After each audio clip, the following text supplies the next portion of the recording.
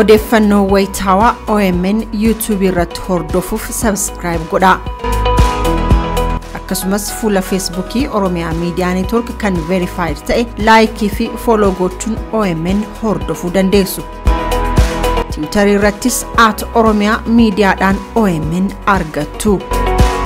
Odeeffannoo wayitaawaa fi qulqulluu OMN irratti hordofaa. OMN ijaa fi gurra uummataa.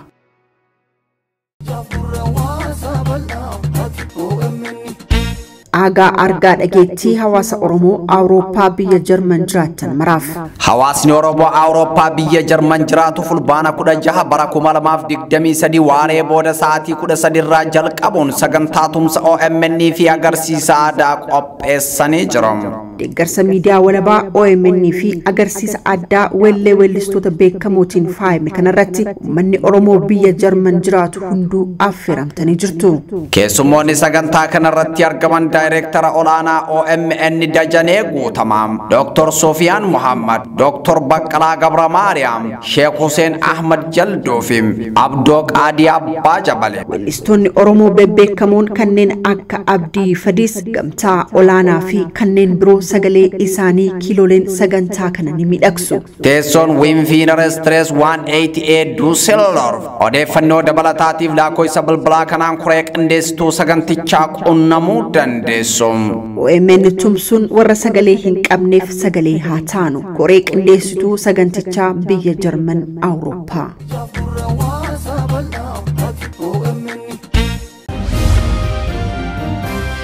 Walumaan keessa nagaa ta'uu daawwattoota Oromiyaa Media Network oduu gaggabaaboo ganam kanaaf qabanne isinitti himaa oduu kan isinitti himu Yaasin Hassani. Ajjeechaa murtee seera malee Oromiyaa bakkoota garaagaraatti raawwataa jiru hammaatu maddeen Oromiyaa Media Network itti himan.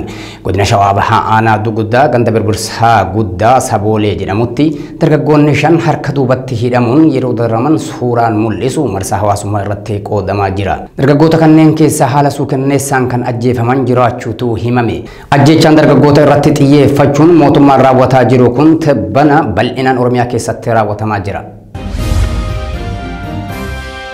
Godina Shawaa Kibba Lixaa Aanaa Wancii ganda diimtuu godeetti iddoo akka jedhamtutti loltoonni mootummaa ajjeechaa nama nagaa irratti raawwachuu maddeen himan.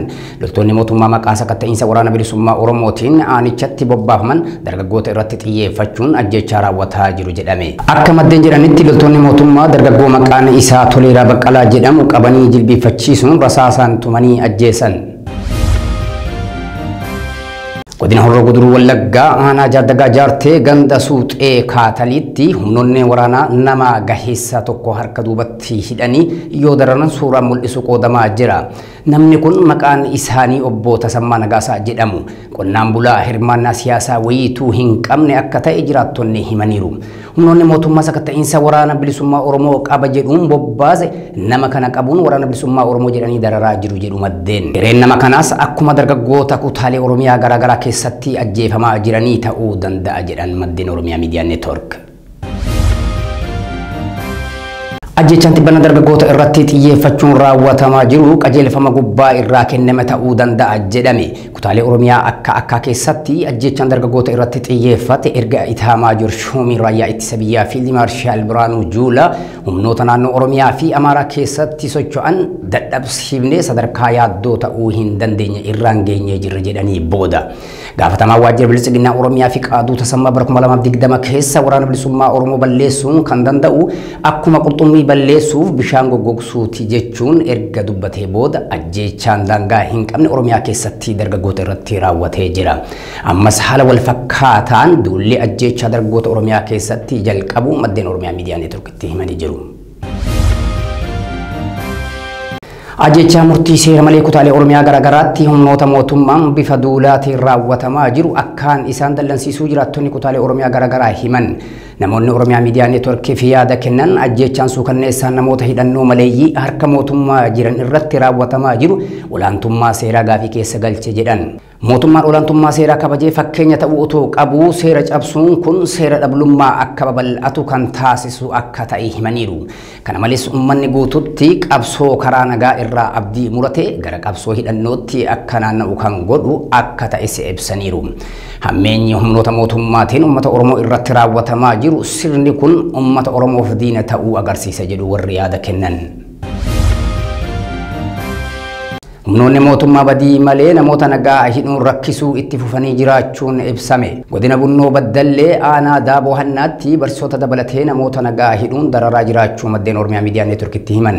Barsiisonni lama sababaa fi badii tokko malee waajjira poolisii aanichaatti erga hidhamanii baatii 2 dabreeraa jedhu maddeen. Aanichatti namoota nagaa hojii idilee isaanii irraa qabuun waraana bilisummaa Oromoo deeggartan jechuun waajjira poolisiitti hidhuun rakkisaa jiru jedhame. Godina Harargee Lixaa aanaa Habroo magaalaa Galamsoo dabalatee hawaasni qaala'insa jireenyaatiin rakkataa jiraachuu himata. Jiraattonni Oromiyaa Miidiyaa Neetworkiif yaada isaanii kennan uguuramuu gabaa jimaa jireenya qonnaan bultoota gaaga'aa akka jiru himaniiru. Sababa qaala'insa jireenyaatiin uummanni rakkoo hammaataa keessa jiraachuu eeraniiru. Yeroo barnoonni jalqabuuf jedhu kana irratti daa'imman isaaniif dabtara qalamaa fi uffannaallee bituuf akka dadhaban jiraattonni himatu. Dhaabbanni misoomaa fi gargaarsa Soof Umar godina Baalee Bahaa aanaa Gololchaatti barattootaaf gargaarsa meeshaalee barnootaa taasise. Barnoonni bu'uura waan hundaati jechuun barattoota ciccimoo hedduuf leenjii kan kenneef dhaabbatichi meeshaalee barnootaaf barbaachisu guutuun guututti deeggarsa taasisuu fi hime. Kanaan alattis barattoonni kun bara kana irraa jalqabee hanga barnoota isaanii xumuranitti dhaabbatichi gargaarsa isaanii akka itti fufu beeksisee jira. Egaa daawwattoota Oromiyaa Miidiyaa Neetworkii oduu gabaaboo ganama kanaaf qabanne gola beetiin jira. Qophiileen Oromiyaa Miidiyaa Neetworkii hafan itti fufu gaba kiyyaan turtii gaarii.